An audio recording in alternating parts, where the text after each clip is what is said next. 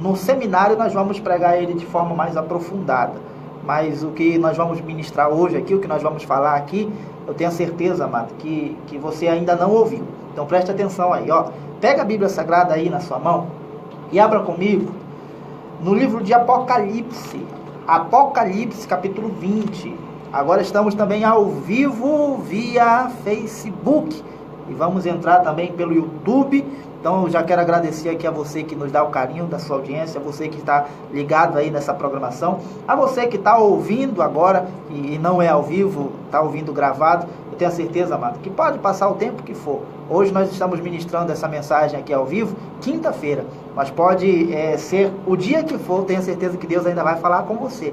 Deus ainda vai te pegar aí através dessa palavra. Então, estamos ao vivo direto da 104,9. Agora também estamos ao vivo direto do Facebook e vamos ministrar a palavra também através do YouTube. Então, que Deus abençoe a sua vida rica e poderosamente. Apocalipse, capítulo 20. Tem gente que tem medo, né, quando o pastor pede para abrir Apocalipse. Ih, lá vem bomba aí, lá vem coisa aí, vai ser algo forte. Não tenha medo não.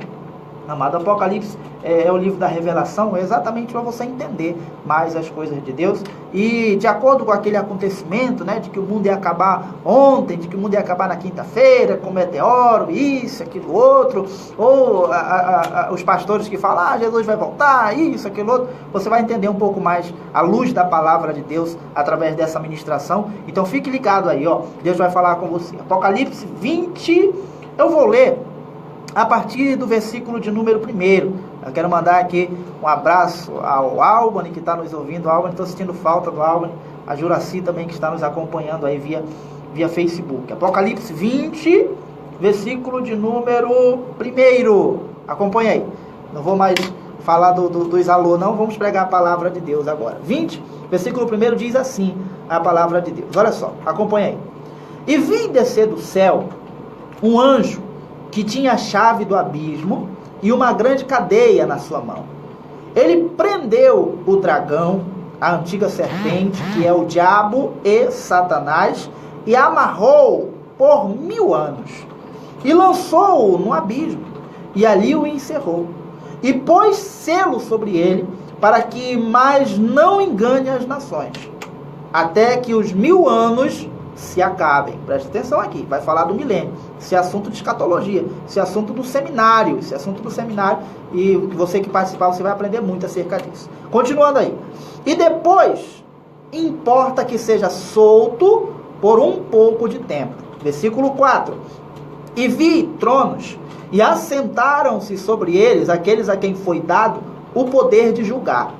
E vi as almas daqueles que foram degolados pelo testemunho de Jesus e pela palavra de Deus, e que não adoraram a besta, nem a sua imagem, e não receberam o sinal na testa, nem na mão, e viveram e reinaram com Cristo durante 1000 anos. Versículo 5. Mas os outros mortos não reviveram, até que os 1000 anos se acabaram. Esta é a primeira ressurreição. Isso aqui é um assunto muito relevante para os nossos dias e muito difícil de entender. Eu não vou nem falar acerca dessa primeira ressurreição, não. Nós vamos nos prender hoje, vamos nos ater apenas aqui ao milênio. Versículo 6. Bem-aventurado e santo aquele que tem parte na primeira ressurreição. Sobre estes não tem poder a segunda morte, mas serão sacerdotes de Deus e de Cristo, e reinarão com ele 1000 anos. Glória a Deus. Vamos entender um pouco acerca dessa palavra, amado? Vamos meditar um pouco acerca dessa palavra. É algo muito forte que Deus tem a falar conosco aqui. Eu tenho certeza que você que está assistindo aí, você que está nos ouvindo, você nunca ouviu falar acerca disso, mas nós vamos falar aqui agora e você vai entender. Amado, aqui está falando acerca do milênio, acerca dos 1000 anos. O versículo 6, mais precisamente, fala que nesse milênio, nesses 1000 anos, a igreja do Senhor vai reinar com ele. A igreja do Senhor vai reinar com o Senhor Jesus. Aí no versículo 3 você vai ver que o dragão, a serpente, o diabo, o Satanás vai estar preso nessa época, né, durante 1000 anos, isso, aquilo, tal. E aqueles que perseveraram, aqueles que não se venderam, aqueles que não deixaram a marca da besta nem na testa, nem na mão, aqueles que não se venderam ao falso evangelho ou ao anticristo, esses daí, eles vão ser bem-aventurados, e esses daí vão reinar com Cristo durante 1000 anos. Amados, olha só, preste atenção aí. Nessa quinta-feira, muitas pessoas ficaram com medo por causa do mundo, né? O mundo vai acabar, ou muitas pessoas falam assim, não, o Senhor Jesus vai voltar, isso, aquilo, outro. Aliás, as reuniões hoje, as pessoas hoje vão para a igreja, as pessoas hoje vão para os templos, as pessoas hoje participam dos cultos. Por quê? Qual o medo delas? O medo delas é o seguinte, elas vão para a igreja, elas vão para dentro da igreja, com o intuito de se separar do mundo e se preparar para a volta do Senhor Jesus. Eu já ouvi muita gente falando assim, puxa vida, se eu não for para a igreja, eu não vou estar preparado, aí se Jesus voltar, é arriscado eu ficar. Não é isso aí? Você já ouviu alguém falando isso? As pessoas hoje vão para a igreja mais com medo de Jesus voltar e elas não estarem preparadas, do que elas vão para a igreja para adorar a Ele, para engrandecer o nome. Não, elas vão mais por medo. Então, desde muito tempo, amado, desde muito tempo, nós ouvimos essa frase, Jesus está voltando, né? Quem nunca ouviu essa frase? Quem nunca ouviu essa frase de um crente, de um pastor, de um homem de Deus, de uma mulher de Deus? Jesus está voltando, volte para ele antes. Ou muitos até usam, na maioria das vezes, como tema principal de sua pregação ou de sua doutrina ministerial, a frase, Jesus está voltando. Agora, amado, preste atenção aqui no que eu vou falar para você. A Bíblia está dizendo que a igreja do Senhor, aqueles que não se venderam, aqueles que não aceitaram as marcas, aqueles que padeceram até, aqueles que foram degolados pelo testemunho de Jesus e da palavra de Deus, esses vão reinar com o Senhor nos 1000 anos, né? E vão reinar com Ele, essas pessoas aí. Mas a Bíblia diz, a palavra de Deus diz, que o Senhor, Ele vem buscar a igreja dele. Isso é fato. Que Jesus vai voltar, isso é fato. O que eu quero que você entenda é o seguinte. A Bíblia fala que quando o Senhor Jesus voltar, quando o Senhor Jesus vier buscar a sua igreja, lembre-se que a igreja é eu. A igreja é você que está ouvindo aí essa mensagem. A igreja é você que está ligado aí na programação. Nós somos igrejas do Senhor. Infelizmente hoje as pessoas têm como igreja o templo, né? A denominação, os 4 cantos. Não, isso aí não é igreja não. Isso é apenas uma estrutura. A igreja somos nós. Por isso que Jesus falava que onde tiver 2 ou mais reunidos em seu nome, Ele ali está no meio. Por quê? Porque se tiver 2 ou mais reunidos em seu nome, nós estamos reunidos como igreja do Senhor. Não importa o lugar, não importa onde, não importa o ministério, a denominação, a religião, não. Se estiver reunido em nome dele, ele ali se faz presente. Isso é a igreja. A igreja sou eu, a igreja é você. Então, ele diz que vem buscar a sua igreja. Desde quando ele esteve aqui, desde quando ele fez a sua obra aqui na terra, ele falou, eu vou, mas eu volto. Eu vou, mas eu vou enviar o Consolador. Eu vou, mas eu vou voltar para buscar a igreja. Eu vou para que onde eu estiver, vocês estejam também. A promessa de que ele vai voltar é uma promessa certa, é uma promessa correta. Ele vai voltar. O que eu quero que você entenda, amado, preste atenção que isso aqui você não vai ouvir nunca ninguém falar. Mas eu vou falar para você porque Deus ele já tem me dado o entendimento da sua palavra. O que eu quero que você entenda é que Jesus vai voltar. Agora, o que ele não vai voltar, eu sei que você pode até ficar assustado com isso aí.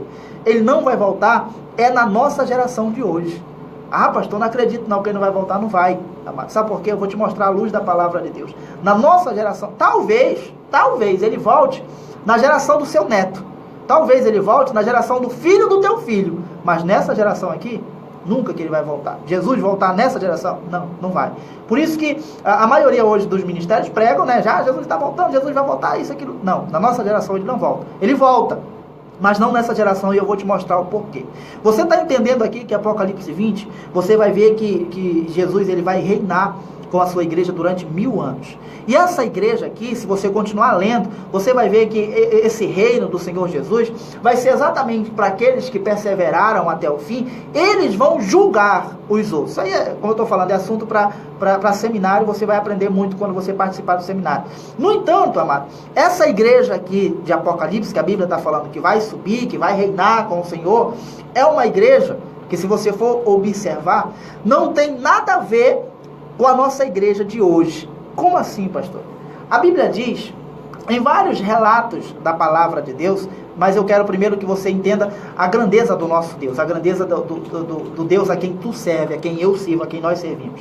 Em Isaías 46, versículo de número 9 e 10, você vai ver lá o próprio Deus se manifestando, dizendo que, no versículo 9 ele fala assim, não precisa nem você abrir não, é um texto fácil, conhecido. No versículo 9 ele diz assim, vocês não vão encontrar um Deus igual a eu, pode procurar nas outras gerações, nas gerações passadas, não tem Deus igual a mim, eu sou um Deus incomparável, eu sou um Deus único. Aí no versículo 10 de 46 de Isaías ele fala assim, eu sou um Deus que conheço o fim desde o princípio.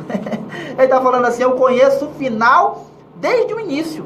Olha só a grandeza do teu Deus. Ou seja, ele já sabe, amado, de tudo o que vai acontecer lá no final, desde o início, desde muito antes. Esse é o teu Deus. Então, o que eu tenho falado para a igreja lá? O que eu tenho ministrado lá na igreja? Eu não vou nem me ater ao mundo, não. Eu vou falar apenas de nós, seres humanos, a criação do Senhor. Eu vou falar de nós.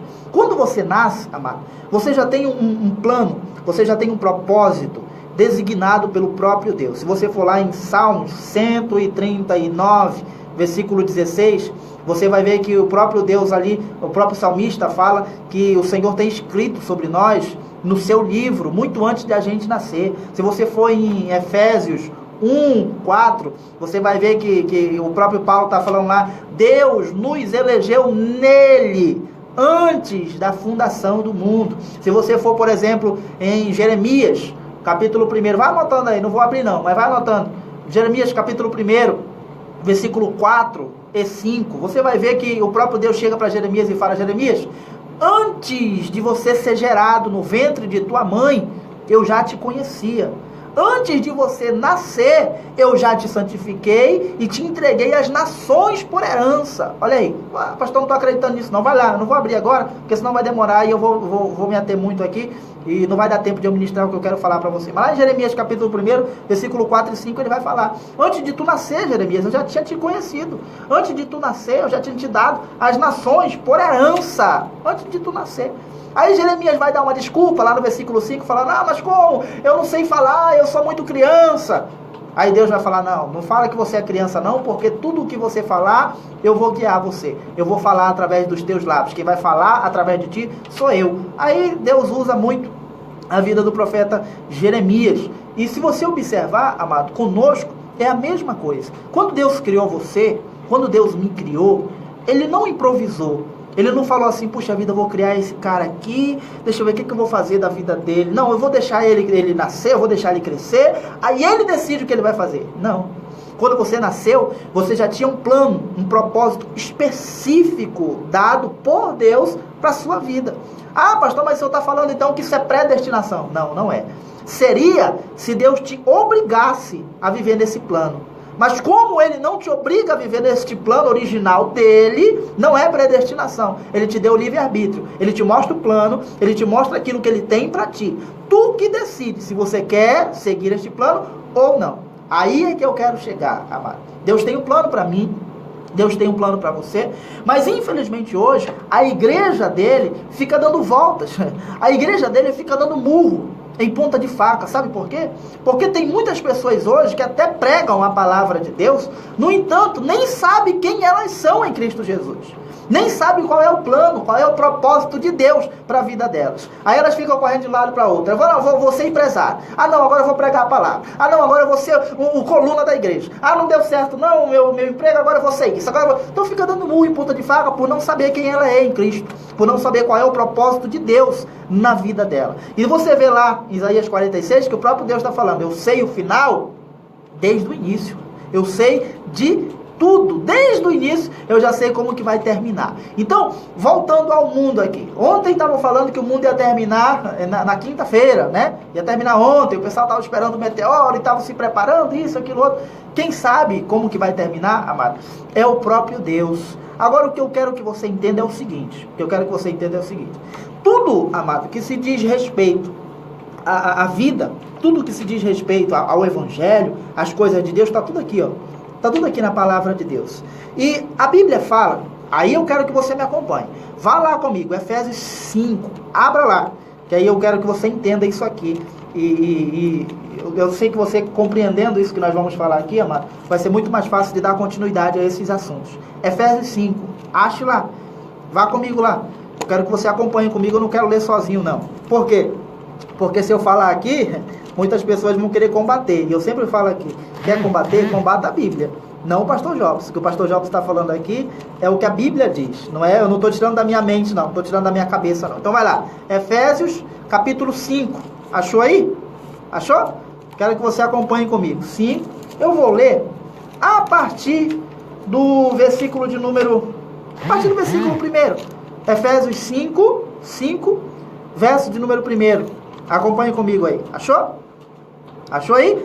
Diz assim a palavra de Deus. Olha só, preste atenção. Por que eu estou afirmando para você que Jesus não volta nessa geração? Preste atenção. 5, versículo 1.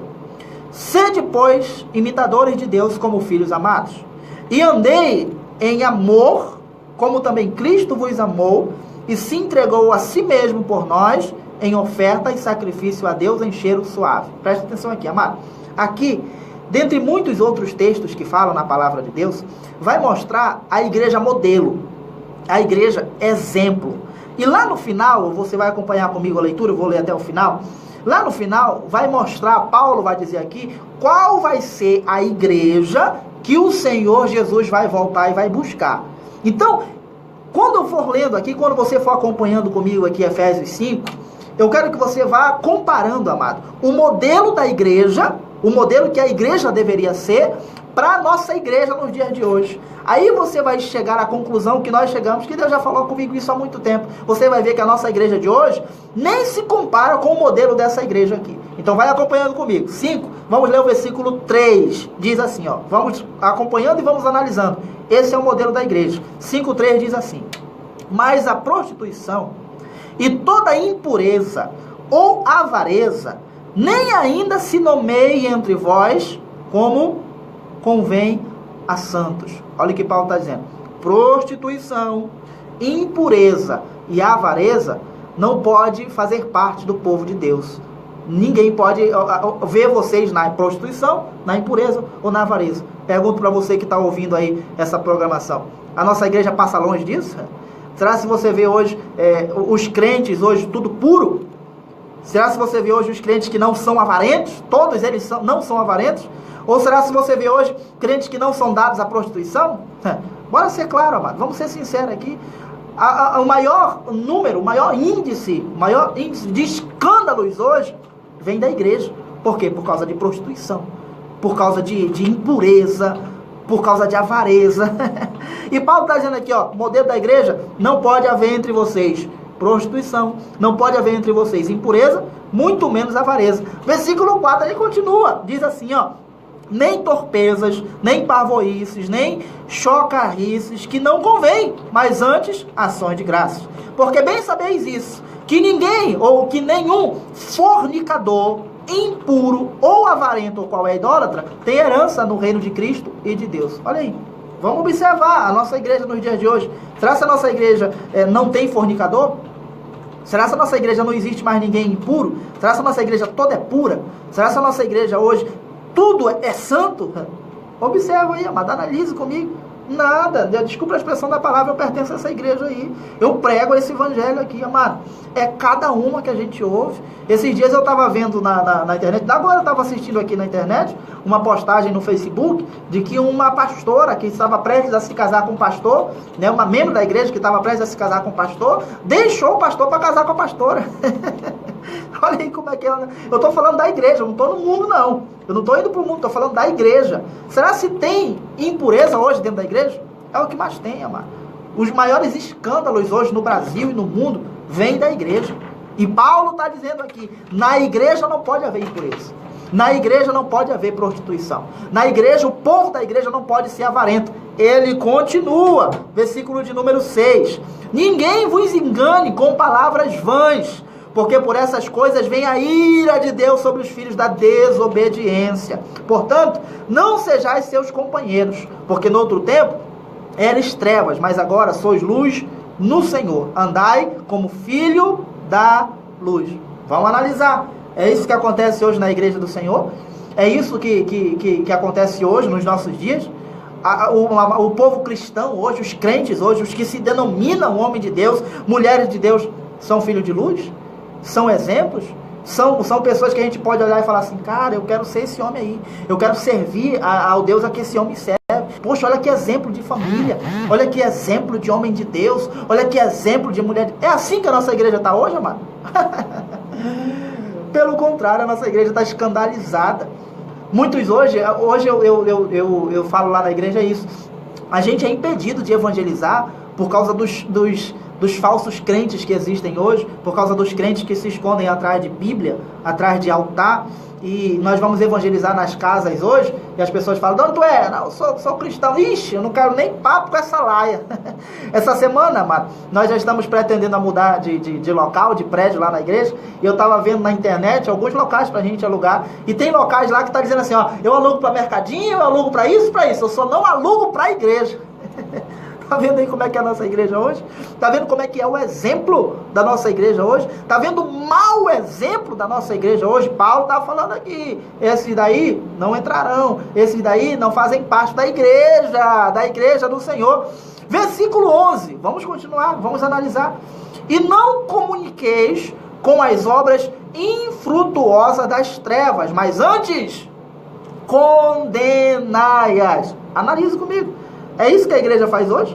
Ela não compactua com as obras das trevas, ela não compactua com o erro que há no evangelho. É isso que a igreja representa hoje? É assim que a igreja faz? A igreja, ela ao invés de compactuar, ela condena isso? É isso que a igreja faz? Não, amado.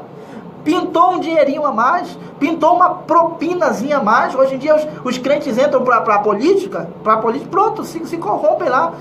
O líder lá coloca um dinheirinhozinho no bolso deles, pronto. Não, mas é pastor, não interessa não, me dá 4 mil aqui, me dá 5 mil aqui, que tá tudo certo, eu assino lá o projeto, e não interessa o que aconteça com a igreja não. Paulo está dizendo aqui, a igreja do Senhor, ela não pode compactuar com isso. Pelo contrário, ela tem que condenar. É isso que você vê hoje? É isso que você vê, a igreja condenando os erros, a igreja condenando as práticas erradas, a igreja condenando as coisas do inferno. É isso que você vê hoje? Não, mas pelo contrário, os pastores hoje se corrompem por causa das coisas erradas. Os homens de Deus hoje, as mulheres de Deus hoje, se corrompem por causa do erro. Não pode ter um dinheirinho a mais, alguma propinazinha a mais, que já vai lá e se corrompe. E Paulo está dizendo que a verdadeira igreja tem que combater isso, tem que condenar isso. Vamos continuar? Versículo 12. Porque os que eles fazem oculto, até dizê-lo, é torpe. Mas todas essas coisas se manifestam, sendo condenadas pela luz, porque a luz tudo manifesta. Pelo que diz, desperta, ó tu que dormes, e levante-te dentre os mortos, e Cristo te esclarecerá. Paulo está dizendo aqui, ó igreja, te desperta. Ô povo de Deus, homem de Deus, mulher de Deus, desperta, tu está dormindo. Está na hora de combater isso aí, está na hora de ir contra esses erros aí. É isso que a igreja faz hoje? Pelo contrário, a igreja faz é se unir, a igreja faz é compactuar com o erro. Eu já peguei, mas eu já tive casos de pastores que falam assim, puxa vida, o cara está no erro, o cara está na prática errada, mas se eu for lá e condenar, se eu for lá e falar mal dele, se eu for lá e redarguir ele, exortar ele, é capaz de ele sair da igreja e a oferta dele é maior daqui. Não posso fazer isso. Ele é o maior ofertante da igreja, ele é o maior dizimista da igreja, então é melhor passar a mão na cabeça dele, é melhor apoiar o pecado dele, o erro dele, que aí ele continua dando oferta, ele continua dando dízimo. Não é assim que a igreja está hoje, amado? Não é assim que os líderes se comportam hoje? Quando na verdade Paulo está falando, vocês têm que condenar isso aí, vocês têm que estar longe dessas obras das trevas. Mas aí, amado, a Bíblia continua, versículo 15, portanto, vede prudentemente como andais, não como nécios, mas como sábios. É assim que a igreja vai, é assim que a igreja está hoje. Ela está andando como sábio. Desculpa a expressão da palavra aqui. São tudo orelhudo, tudo nécio, tudo levado por vento de vãs doutrinas, tudo que sai do altar, tudo que o pastor fala lá, ela acredita por não conhecer a palavra. Tem gente hoje que não entende, que é gentil e está cobrando de Deus promessa que ele fez a israelita. Tem gente hoje que está fazendo da sua doutrina religiosa algo que Deus instituiu a israelita lá no passado, lá atrás, e o povo hoje quer fazer isso como doutrina, não entendendo que é gentil. Isso aí é igreja sábia? Isso aí é um povo inteligente? Isso é um povo nécio, como o Paulo está falando aqui. Acorda, igreja, acorda tu que dormes. Versículo 17, vamos continuar. Pelo que não sejais insensatos, mas entendei qual seja a vontade do Senhor. É isso que o povo está entendendo hoje? O povo compreende a vontade do Senhor? O povo entende o que o Senhor quer deles? Nada, pelo contrário. O povo, infelizmente, não está entendendo o que o Senhor está fazendo. E a Bíblia diz que ele já sabe o final, lá no início. O povo dele não está compreendendo. Versículo de número 21. Sujeitando-vos uns aos outros no temor de Deus. É isso que você vê dentro da igreja, amado? Uns aos outros se sujeitando no temor de Deus? Uns aos outros respeitando no temor de Deus? Você vê na igreja as pessoas brigando por cargo. Você vê na igreja um diácono querendo mandar em obreiro. Você vê na igreja alguém que é levantado evangelista querendo mandar em diácono. Você vê na igreja as pessoas lutando para ser pastor. Não é para pregar a palavra, não. É para bater naqueles que estão debaixo da autoridade deles. Isso é igreja, amado. Isso é a igreja que o Senhor vai pegar. Isso é a igreja que o Senhor vem buscar. Paulo está falando, vocês têm que se sujeitar uns aos outros no temor de Deus, assim como a igreja primitiva fazia, amado. Se a gente for observar, eles todos andavam em comum acordo. Pedro falava uma coisa, Paulo dava a ideia dele, Filipe dava a ideia, eles entravam em comum acordo. Eles só tomavam uma atitude quando todos ali concordavam com aquilo. Hoje em dia, amado, é a maior briga por cargo, maior briga por altar, maior briga por púlpito, maior briga por espaço. Eu quero crescer porque eu quero isso, porque eu vou pisar no irmão que um dia pisou em mim. Isso não é a igreja do Senhor, não. Agora, olha aí, continuando, isso aqui é o modelo da igreja. Versículo 22. Vós, mulheres, sujeitai-vos a vossos maridos como ao Senhor. É isso que você vê hoje nas casas? É isso que você vê nos casamentos? As mulheres sendo sujeitas aos maridos? Mulher falta bater no marido com cabo de vassoura. Mulher falta espancar o marido. É isso que você vê? Esse é o modelo de igreja que Paulo está dizendo aqui? Não. A mulher tem que ser sujeita ao seu marido. É isso que você vê? Pelo contrário. Hoje, na maioria das vezes, ou na maioria dos casos, são as mulheres que comandam dentro da casa. São as mulheres que têm a voz ativa. Ah, pastor, é culpa da mulher? Não, nem sempre a culpa é da mulher. Às vezes é o marido que é um pouco panguinha, não toma a atitude de esposo, de cabeça, e a mulher tem que assumir a frente. Então, você vê que a igreja hoje está toda errada. O exemplo de igreja é isso aqui. Aí, versículo 25, Paulo vai falar dos maridos. Vós, maridos, amai a vossa mulher como também Cristo amou a igreja e a si mesmo se entregou por ela. É isso que você vê dos maridos hoje?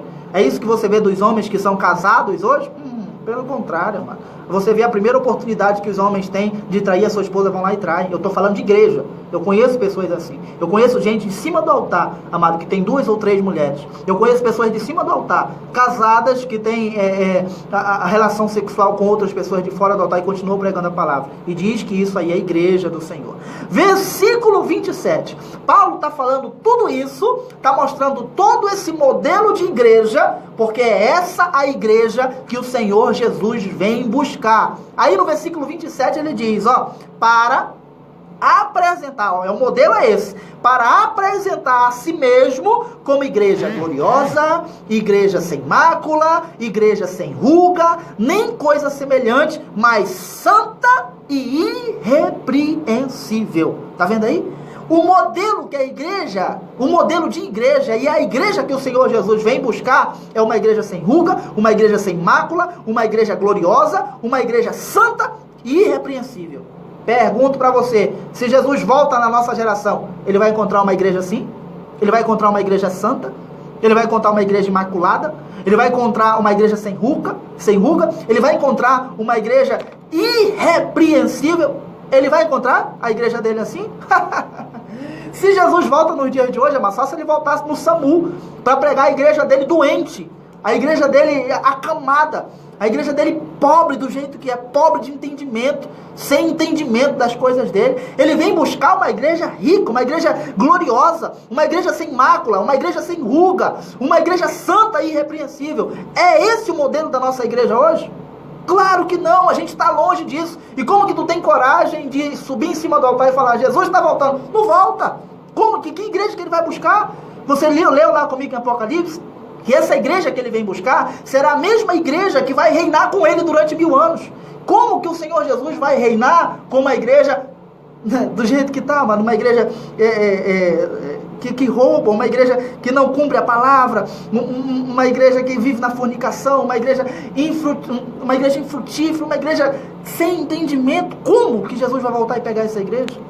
Por isso, amado, que eu tenho falado para você aqui, Atente à palavra de Deus, preste atenção nas coisas de Deus. É isso aqui que é modelo de igreja. Então, enquanto a igreja do Senhor não se enquadrar nesse modelo aqui, como, pastor, uma igreja gloriosa, sem mácula, sem ruga e santa e irrepreensível, Jesus não volta para buscar a igreja dele. Não volta. Então, cabe a nós que temos o entendimento dessa palavra, seu exemplo, seu espelho, para que outras pessoas venham também ser esse espelho, venham também querer ser esse exemplo. Mas a condição da nossa igreja hoje, amado, infelizmente não é essa. Por isso que eu afirmo para você com todas as letras, Jesus não volta na nossa geração. Ele pode voltar na geração do filho do teu filho, se a igreja se converter de fato e de verdade. Eu queria ter tempo, amado, para ministrar mais acerca dessas coisas, mas eu vou ministrar o seminário, vamos passar 2 meses e meio estudando só acerca disso, você vai entender mais e mais. Mas é isso, amado, que Deus tem para falar para você que está ouvindo essa programação. A igreja que Ele está procurando é uma igreja sem ruga,